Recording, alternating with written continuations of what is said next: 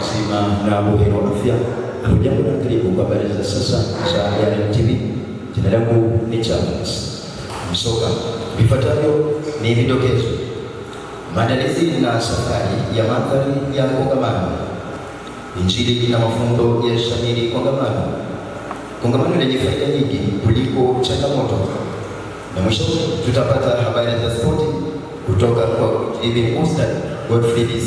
Kwa sasa karibu habari kikamilifu.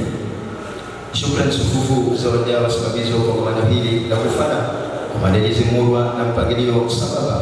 Mwanahabari wetu Sentry Liada na habari zaidi. Safari ilianza manyumbani hadi makanisani. Waumini wa kutoka mbalimbali walijitahidi kwa safari ndefu. Baada tu ya waumini kufika kwenye kongamano la mwaka huu katika kaunti ya Busia, eneo bunge la Mutula, eneo la Bumala, kanisa la ARM, mahubiri yalishaimiri na talanta kukuzwa. Yaani kila kitu kilichokuwa kimepangwa kilifanywa kwa ufanisi.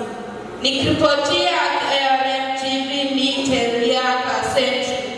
Shukrani sana mwanahabari wetu Liaka Sentry. Habari Lilia na Liaka magofi jamani. Vijana na wazee kwa mama wamepata mafunzo ya kujenga kutoka kwa ubiri shupavu wa neno la Mungu. Habari wetu Agape Lole na habari zaidi. Injili na mafunzo yameshamiri kongamano la mwaka huu. Kama miaka zingine za hapo nyuma, vijana kwa watoto, wazee kwa wamama wamesifia sana uwepo wa wachungaji mashuhuri walioitikia wito kuleta injili ya Mungu. Hesabu ya waliookoka imeongezeka 60%, huku wengine wengi wakiapa kusalia katika huduma hii milele. Nikiripotia RMTV niite Agape Lole. Kwa taarifa hiyo. Kongamano hili limekuwa na faida sana kwa wale wameokoka, manake limewafanya kupata wokovu wa bure usio na malipo. Mwanahabari wetu Ken Chariot na habari zaidi. Kongamano hili limechangia pakubwa hasa katika sekta mbalimbali kama vile mahubiri, usaji talanta na pia katika nyimbo tofauti. Ama kwa kweli kongamano hili halitakosa umuhimu na changamoto.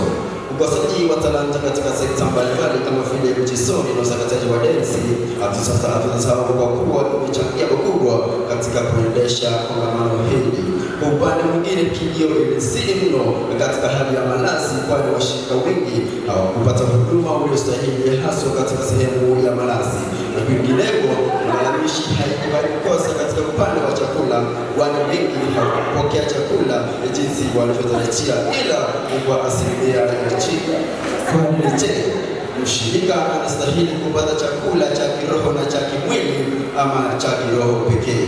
Nikiripotia runinga ya RMTV, jina langu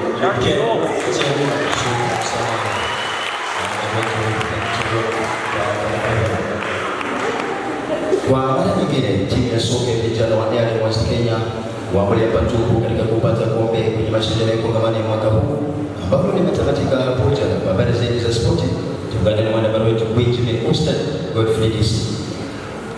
Na barabara mpenzi mtazamaji wa runinga ya West Kenya ARM Media, karibu ni kujuza yaliyojiri kispoti. Jina langu ni Godfrey DC. Moja kwa moja maandalizi ya spoti yaliandaliwa katika uga wa Butla ambapo tulipata timu 5 ambazo ziliweza kushiriki katika mashindano hayo. Timu ya kwanza ikiwa ni KMTC Butla West Kenya. Bila shaka kulikuwa na timu ambazo pia zilikuwa za vijana wasiozidi umri wa miaka 15 ambapo tulipata vijana wa Butla na vijana wa West Kenya. Moja kwa moja ni kupatia matokeo ya mechi hizo zote ambazo zilichezwa.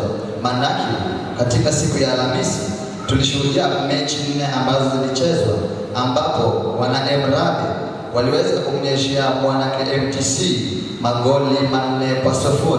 Hapo ambapo baadaye kulikuwa na mechi ya Butla na West Kenya ambapo West Kenya walipata jumla ya magoli 3-1. Vijana wadogo wasiozidi umri wa miaka 15 ambao walikuwa vijana wa West Kenya pamoja na wa Butla, tunapata kwamba vijana wa West Kenya waliweza kuwanyuka vijana wa Butla magoli 2-0. Hatimaye fainali zilichezwa siku ya Ijumaa, ambapo fainali hizo ziliandaliwa katika uga huo wa Butla, ambapo mchuano wa kwanza ulikuwa ni playoff, ambapo West Kenya waliweza kujinyakulia ushindi wa goli moja dhidi ya KMTC. Baadaye fainali ilishuhudiwa, fainali ambayo ilikuwa fainali bonge. Mafahali wawili walikutana, Butla wakishirikiana dhidi ya Mrale, ambapo vijana hao waliweza kurakazana uwanjani na kuumiza nyazi bure kwa kutoka sare ya kutofungana. Kisha mchuano uliisha katika matuta penalti, ambapo vijana wa Butla walishindia jumla ya magoli 4-2. Baada ya pale mshindi wa michuano hiyo aliyetoka kuwa ni mwana Butla, ambaye alizawadiwa kikombe, na kisha mshindi nambari 2 pia alizawadiwa kikombe. Fainali hiyo ilihudhuriwa na askofu wetu Gerald Okoth akishirikiana na wadhamini wake. Hiyo ni habari ya spoti. Jina langu ni Godfrey DC. Shukrani sana kwa DC kwa habari hii. Na kufikia hapa tuna ziada ile kurekodi jambo hili la habari. Kumbuka zimekuwa ni habari za RTV kusema ni Charles Msoka. Na kwa jina msemo unaosema kwamba cha mkufu mwanafuhu akibuha. Nikiripotia runinga ya RTV ni Charles Msoka.